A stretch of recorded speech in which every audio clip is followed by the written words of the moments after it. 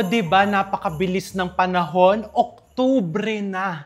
At pagka ganitong season, alam mo yon, parang feeling ko may obligasyon talaga ako na kailangan kong mag-share ng mga holiday baking recipes. So for today's episode, gumawa tayo ng fruitcake, but this one is an upgraded version and easier. So this is my Easy Fruitcake 2025.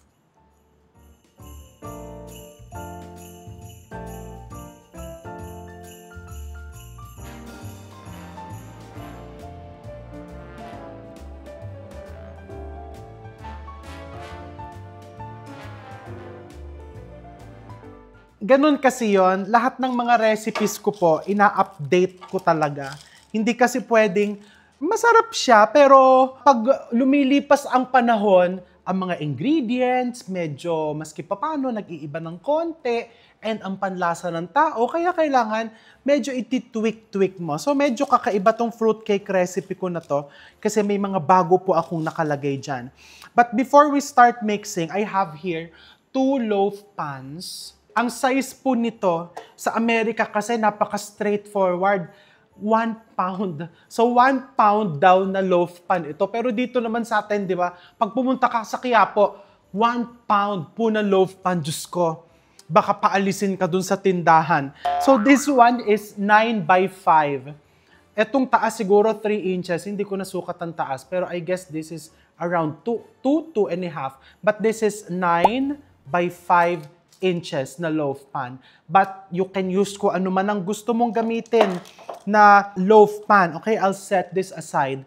But before that, pinahiran to ng butter tapos nilagyan ng parchment paper. Now, to my dry ingredients, I have here all-purpose flour. And ito yung bago kong nilagay sa fruitcake. Naglagay ako dito ng nutmeg. This is nutmeg. This is ginger. And then this is cinnamon. Powder lang po lahat. And I have here baking powder, baking soda, salt, and all-purpose flour. So pagsasamahin ko lang yan in a bowl. And then isi-sift ko muna sila. I'm going to whisk first bago ko i-sift. Okay? Baking powder, baking soda, and salt. And then this is my spices. Ganon kasi ang fruitcake, may mga spices to give it the nice holiday aroma. Ayan, pag naaamoy ko yan, alam mo, I get sentimental kasi my favorite season is fall. Kasi di ba fall, yan na yung papunta ng Pasko. Lahat naman siguro tayo, no? Yan yung nilulook forward natin. And especially sa mga bakers, yung, alam mo yon, kung buong taon na ang binebake mo ay ensaymada, dagdagan mo ng fruitcake para mga moy holiday season ang kusina mo. We sift. Isang beses ko lang po isi-sift yan. Napakabango. Aminin ko, hindi ako masyadong mahilig sa fruitcake, pero, di ba, a symbol of Christmas, symbol of the holiday season, so why not, di ba? So let's go to the next set of ingredients. I have here melted butter. This is just melted salted butter. And uulitin ko po ha, when I'm showing you baking recipes, madami ako palaging sinasabi because gusto ko talagang successful yung produkto nyo and maintindihan yung mabuti yung purpose ng mga ingredients. I have here oil. You might be wondering, but may butter, bakit may oil? Because if you put pure butter, ako ganun ang gagawin ko kasi mahilig ako sa butter. If you use pure butter, pag nilagay mo sa ref yung fruit cake mo, ine-age mo na siya sa ref, maninigas yung fruit cake. So yung aging process, medyo mahihirapan ma-absorb nung cake yung alcohol na ipapahid mo. Okay? Whereas, if you use half butter, half oil, this is corn oil, ang mangyayari, malambot pa din yung cake because this oil doesn't solidifies at cold temperature. So, malambot-lambot pa din yung cake pag nagpahid ka ng alcohol mixture mo, mas mabilis siyang papasok. 'Di ba? Ako lang po yun. If you want to use pure butter, go ahead. If you want to use pure oil, pwede din, but I wouldn't recommend that because nothing compares to the flavor of butter. And then I have here honey. Kung white fruit cake yung gagawin mo, puro honey ilagay mo. But if you want your fruit cake to have a dark color, maglagay ka din ng molasses. Kung gusto mo naman na talagang super duper dark, molasses na lang lahat ang ilagay mo in place of the honey. This is molasses. Very important. I suggest bumili ka na ngayon. Kasi pagdating po ng November, December, naku, unahan. Nagkakaubusan. Nakita mo, no? Sinisimot ko talaga. Kung tamad kang magsimot, pag nag-measure ka, dagdagan mo ng mga 2 to 3 grams ang recipe. 2 eggs, 2 whole eggs, brown sugar, and then splash of vanilla. Mga 1 tablespoon of vanilla. Ayan, sinimot ko yan. Kapos pa yan, maglagay pa tayo ng konti. Okay, so ito yung wet ingredients ko. Imi-mix ko lang po yan until smooth.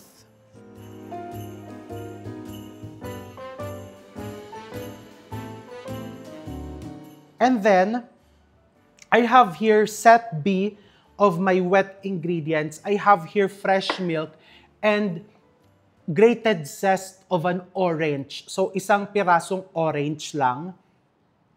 Ihalo mo lang yan dyan. This is totally optional, but mabango kasi yung fruit cake kapag ka may orange zest. And then, I have here glazed fruits. Pag pumunta ka sa baking supply store, there are 2 types of glazed fruits.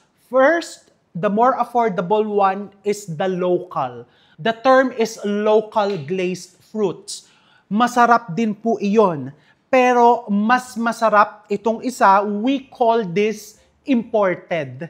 No? Hindi po ako sigurado kung yung local ay locally produced and the imported is really imported. Kasi baking supply store vocabulary po yun. Okay? So, I always use the imported one. And this is almost twice or thrice more expensive than the local. Ang pinagkaiba daw po nito, ang ginagamit talaga nila ay yung tunay na prutas. So, makikita mo to, no? May kulay orange. This is really the citrus. Kita mo naman, di ba? Tunay. Tunay. Sarap ang tunay. Sa lahat ng bagay, pagkatunay, pagkakaibigan, pagmamahal, alahas, lahat. Masarap pagkatunay. Pagka hindi tunay, ay nako, pwede na din, di ba? Kung ang budget hanggang dun lang Hindi dapat tayo ng husga. Okay, anyway, imported. Pero kung ang budget ay pang local, walang problema. Walnuts. May isang bowl pa ako dito. So what I'm going to do, kukuha ko ng konting dry ingredients. Sumasama ang tingin sa akin ng mga camera. Dapat kasi dito, para kita nyo daw. Ayan, may camera na kami dito. Umunlad na po kami. 2025, taon ng pag-unlad nating lahat. Umasenso na ang aming mga camera. Okay, dry ingredients, ilagay mo dyan. Konti lang, around 1/3 of the mixture. And then ilagay mo yung iyong glazed fruits. Alam nyo po, if you want good quality glazed fruits, doon kayo umorder sa kaibigan kong si Marilyn Chang, Little Chef. Meron po siyang Lazada store. I'm promoting her because she is my friend for more than a decade already. And hindi ko lang siya kaibigan, supplier namin siya dito sa aming business. And she's one of the most reliable suppliers. And mapagkakatiwalaan mo. Kasi di ba ito, imported talaga. And then you just mix this. Papa-flash ko yung online store ni Little Chef. Ayan. Kaya mo ginanyan yan para pag pinaghalo-halo mo, hindi magbabagsakan sa ilalim yung fruit mixture and nuts. Ibuhos mo na to. Diyan din pupunta lahat yan. Just mix.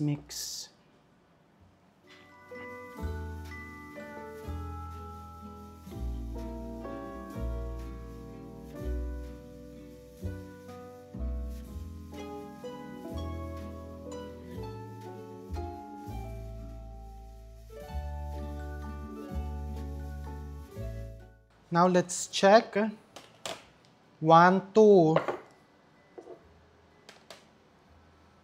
1, oh, galing!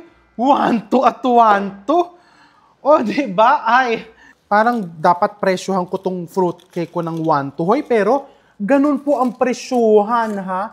Ganun po ang presyuhan ng fruitcake. Yung ganitong quality na fruitcake, mabebenta mo yan ng 1, 2. Diba? Pero, isa lang po muna natin. Sasalang ko na. So, I've preheated my oven. You need an oven that is around 325 degrees Fahrenheit. Mga ganito, 160 degrees Celsius. And 45 minutes po ang baking time niyan. Okay, 45 minutes. Ay, teka! Mali! Ba't ba nalilitaw ko ngayong araw na to? Lalagyan ko pa ng fruit sa ibabaw. Unsubscribe na sila. Ano ba yan? Ganun talaga. Ayan, lalagyan pa natin sa ibabaw. Excited ako. Okay. I have here glazed cherries. Glazed cherries, iba po ito doon sa naka-bote. Okay? Ipila mo lang dyan.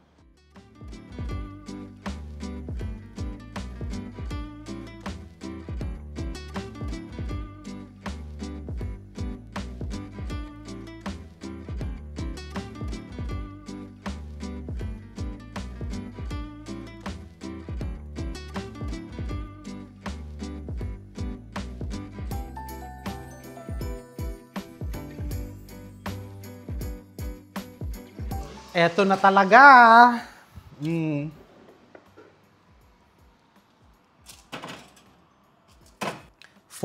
minutes. Okay, it's been 45 minutes. Pagka ginanyan mo siya, hindi na ayan, firm na. For fruit cake, you really want to bake it until it's firm. Okay? I'll show you why later kasi i-based natin yan. So, palamigin natin ng mga 10 to 15 minutes. We'll expedite the cooling process. Tatapatan ko ng electric fan yan. And then, i-dress natin mamaya. Okay. So, yung fruit cake natin, medyo lumamig-lamig na siya. Ayan, kaya ko na siyang hawakan.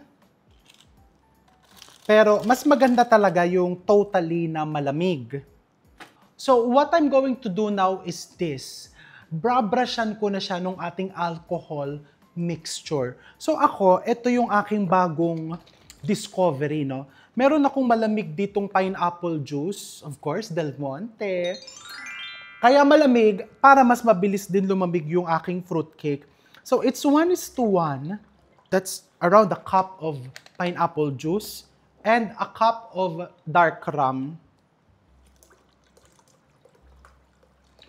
Ang fruitcake talaga may alcohol, traditionally. But of course, if you don't like alcohol in your cake, pwede mong pineapple juice lang yung ilagay mo, syrup, orange juice, lagyan mo ng konti.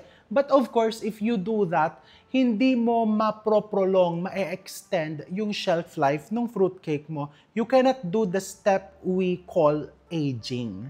Babrushan na natin. This is the technique that I do. Meron tayong plastic wrap. Okay? So, plastic wrap. And then, I'm going to place my fruit cake here upside down. Just like this. And then, I just get a fork. Tutusok-tusukin ko lang siya. Konting tusok lang. Actually, yung ginawa ko nga yesterday, hindi ko tinusok. And then you just brush this with your... Nakikita mo, kung paano niya na-absorb. Di ba parang sponge? So, yan, ilalim. Okay? Now, baliktarin mo. Pati itong ibabaw, brabrushan mo din po yan.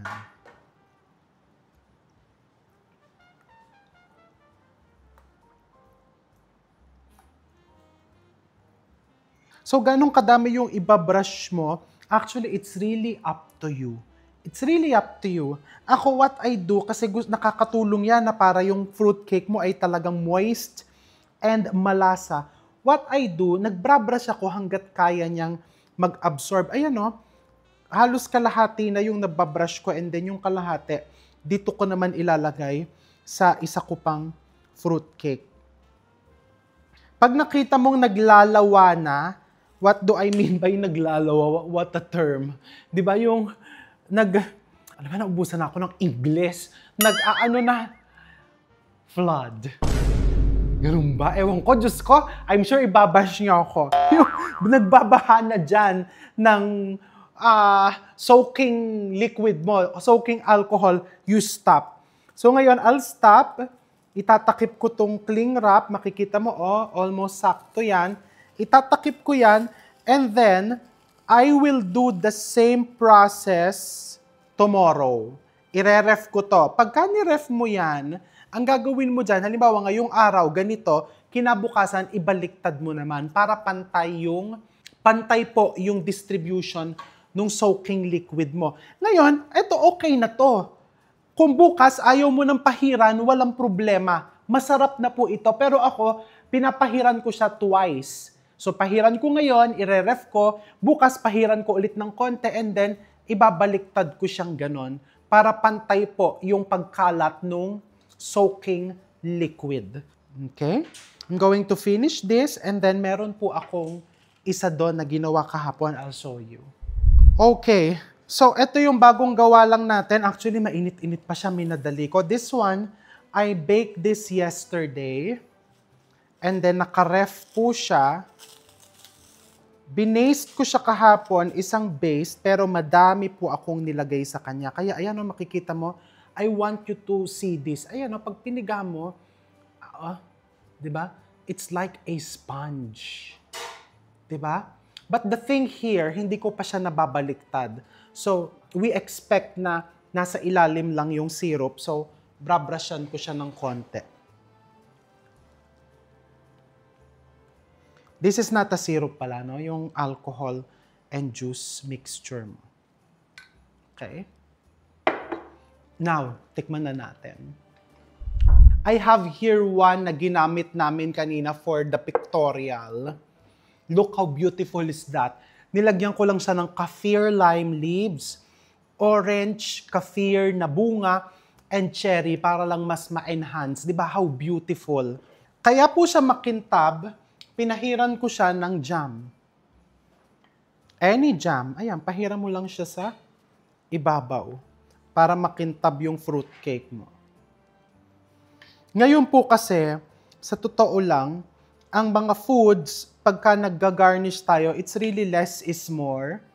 Yung, alam mo yung parang hindi na uso yung bonggam-bongga masyado na may roast chicken ka. Sa mga past videos ko, ginawa ko yan, may mga blueberries pa, blah, blah, blah. Ngayon, simple na lang. Tignan natin yung loob. Ganda ah. See? Very moist ang kanyang loob. Let's slice one more.